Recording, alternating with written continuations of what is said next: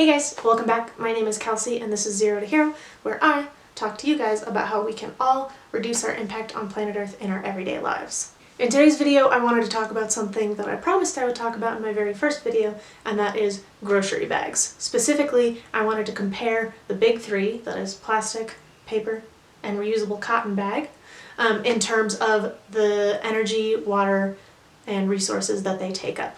Now, I had to do a lot of research for this one. Believe it or not, I had to do a lot of math, so I really hope that you like it.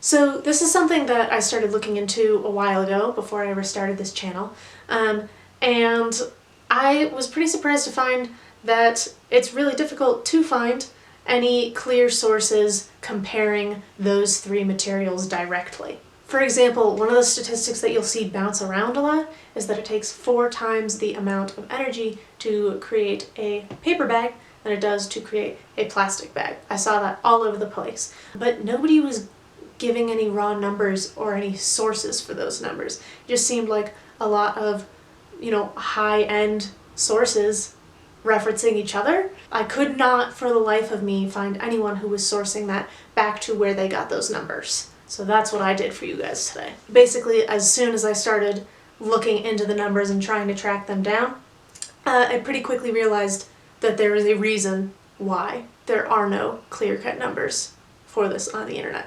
That reason is that it is super complicated. Let's just think about paper, for example. It takes different amounts of water to grow different kinds of trees. It takes different amounts of energy to turn those trees into different kinds of paper products. You have like printer paper, you have cardboard, you have paperboard, there's a million different paper products. Likewise, I don't know how this managed to catch me off guard, there's like a million different types of plastic out there. In hindsight, I really should have been prepared for that, and yet somehow I was not. So it's not clear cut at all. The numbers are kind of all over the place at times, I think, for those very reasons. Even cotton, it can be grown in different parts of the world, it can be grown with different practices. The processes to turn it from just the cotton fiber into a fabric can vary, and so there's a lot going on here. Despite all this complexity, I did manage to track some numbers down for you guys. I really wanted to compare a couple of big features, one being the water footprint and the other being the energy footprint. This is my cleanest page of notes and calculations. And I guess let's look at the numbers. I know that numbers maybe are not the most memorable, so I won't waste your guys' time with a ton of them, but just to give you guys an idea, what I did in order to make them comparable, because one bag is not a unit of measurement, is I boiled them down to how much of each thing it takes to make 1 pound of the material. So, just to give you guys a quick rundown. To make 1 pound of plastic, it takes 22 gallons of water. To make 1 pound of paper, takes 211 gallons of water. And then to make 1 pound of cotton requires 1,320 gallons of water. And then, once again, stuff was hard to track down, but if that cotton is organic, many sources told me that you could as much as double the amount of water required for that. You move on to energy footprint, and you get that 1 pound of plastic requires about 10 kilowatts of energy to make, and then, surprise, the statistic that a paper bag takes 4 times as much energy to produce as a plastic bag is correct. So that statistic that we've seen bouncing around, ta-da, turns out that it's right after all. When it comes to cotton, I couldn't do it.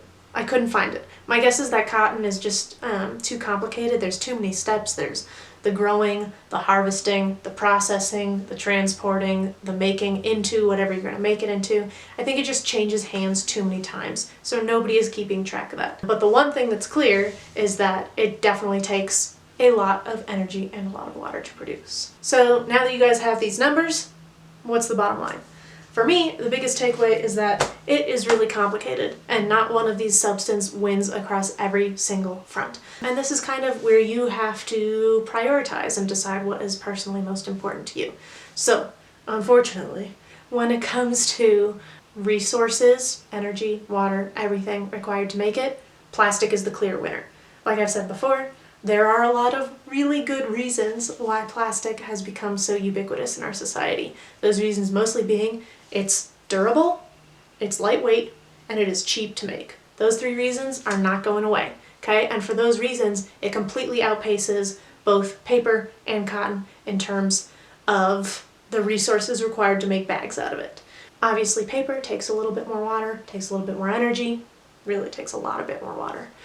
But it biodegrades. It's not going to be blowing across the African Serengeti. It's not going to be in the ocean looking like a jellyfish to sea turtles. And then cotton, even though I couldn't find all of the information on it, it's clear that it takes a lot more energy to produce it, a lot more resources to produce it, but you can also use it again and again and again and again and again. And unlike the plastic or the paper, it's not going to tear or start to break down after just a few uses. So really, if you're trying to reduce your impact when it comes to carrying your groceries home in bags, the number one thing is you have to reuse,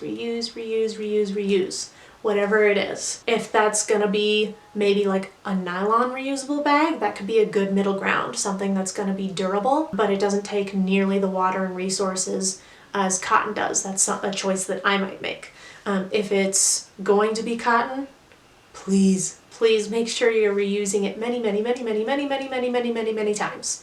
Once again, numbers were difficult to find. I found everything from 131 to 7,000 in terms of how many times you have to reuse a cotton bag to make it pay for itself. But either way, whether it's 131 or 7,000, that's a lot. And if you are putting the money into buying and thus funding the production of reusable cotton bags, and then accidentally leaving those at home and having to use either paper or plastic anyway, you are completely negating the point.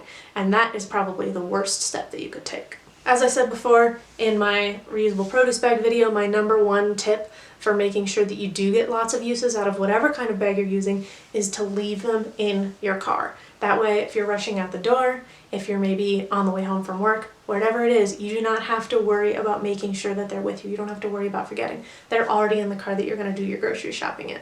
I know that for me, that is the only tip that pretty much guarantees that I'm going to bring my bags with me. So, I mean, yeah, that's pretty much all I had to say on paper, plastic, cotton grocery bags. As always, all of my sources that I use to get these numbers and this information will be in the description below, along with a link to my previous video about reusable produce bags. Let me know in the comments what you think. If you guys have any questions, like, subscribe, and as always, please let me know if there are any topics that you guys would like to see explored on the channel. Thank you for watching, and I'll see you guys again soon.